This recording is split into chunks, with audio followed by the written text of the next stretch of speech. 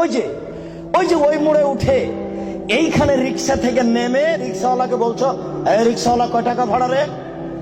40 টাকা। হ্যাঁ বেটা, 20 টাকা ভাড়া, 40 টাকা চাও। এক থাপ্পড় দিয়ে 20 টাকা দিয়ে বিদায় করে দিলে। এখন এই পাপ তওবা করে ক্ষমা হবে না,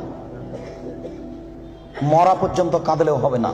এটা খুবই জটিল। জেনার পাপের চেয়ে রিক্সাওয়ালাকে একটা থাপ্পড় মারা কত যে কঠিন, আপনাকে আমি কি দিয়ে বুঝাই?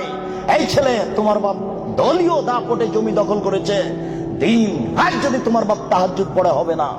শফিকুল ইসলাম জাগরণী বলেছেন, লাভ হবে না কবর পাকা করে দিয়েছেন, বাপের কবর যদি স্বর্ণ দিয়ে বানান কোনো লাভ হবে না।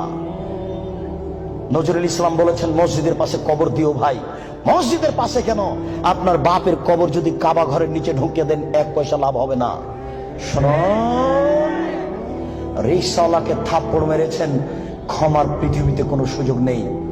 রিক্সাওয়ালাকে খুঁজে বের করতে হবে, খুঁজে বের করে হাত ধরে বলতে হবে, ও রিক্সাওয়ালা, আমি বুঝতে পারিনি গো, তোমাকে এক থাপ্পড় মারা আমার ভুল হয়েছে, তুমি আমাকে মাফ করো। এই কথা বলার পূর্ব পর্যন্ত পৃথিবীতে কোথাও ক্ষমা নেই। এরা মানুষের সাথে জড়িত পাপ। এই ছেলে, তুমি দিন রাত গরু জবাই করা, কসাই গোস্ত বিক্রি করো, কোটি টাকা ইনকাম করো, তাতে আসে যায় না। কোটি টাকা ইনকাম করো, তাতে আসে যায় না। প্রত্যেক দাঁড়িতে 50 করে গোস্ত কম দিয়েছ, এখন ক্ষমা নেও দেখি।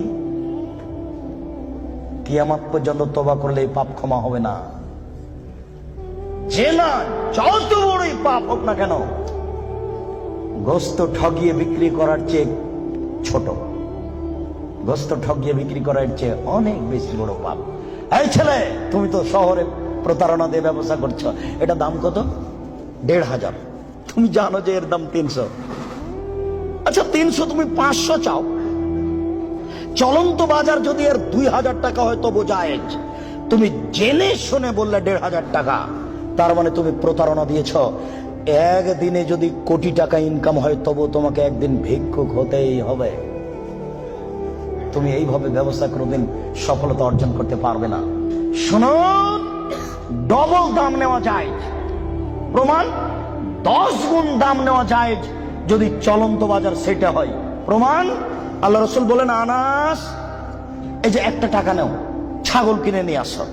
আনাস বাজারে গিয়ে 1 টাকা দিয়ে ছাগল কিনে আরেক জায়গাতে 2 টাকায় বিক্রি করেছেন।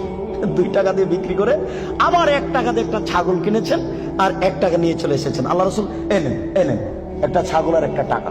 আনাস, কি ব্যাপার? তোমাকে যে আমি টাকা দিয়েছি একটা ছাগল কেনার জন্য, তো টাকাও দিচ্ছ, ছাগলও যে দিচ্ছ।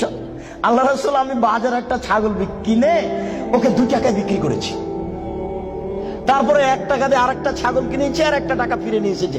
আচ্ছা, বারাকাল্লাহু ফি তিজারাতিক, আল্লাহ তোমার ব্যবসাতে বরকত দান করুক। কি বুঝলেন? ডবল দামে বিক্রি করেছে। ঢাকার ওই পারে যদি 1 টাকা বড় 600 টাকা গজ হয়, আর এই পারে যদি 1200 টাকা গজ হয় তবুও জায়েজ। হোমিও ডাক্তার আমাকে বলছে, আব্দুর রাজাক সাহেব, মাত্র এই বোতলে 10 টাকার ওষুধ আছে, আমি এখান থেকে 1 ফোঁটা ওষুধ দিয়ে 3000 টাকা নিই। যদি টাকা কম নিই তাহলে তার ভরসা কমে যাবে। একদিন পরে আবার এসেছে, এসে বলছে ওষুধ দেন। কি করি, আমিও নিরুপায়। তখন এমনি পানি দিয়েছি, কিচ্ছু না, পানি দিয়েছি, দিয়ে 500 টাকা নিয়েছি। যদি 50 টাকা নিই তাহলে সে মনে মনে বলবে আমাকে কোনো ওষুধ দিল না, আমি কি করব? তখন আমি বললাম, ব্যবসা করো, প্রতারণা দিও না। চলন্ত বাজার যদি 1500 টাকা হয় তাহলে নেও, অথবা 500 টাকা নেও, ওই সময় 200 টাকা নিও। তুমি বুঝতে পারছো এটা প্রতারণা, এমন কিছু করো না। জেনার চেয়ে এটা অনেক অনেক অনেক জটিল।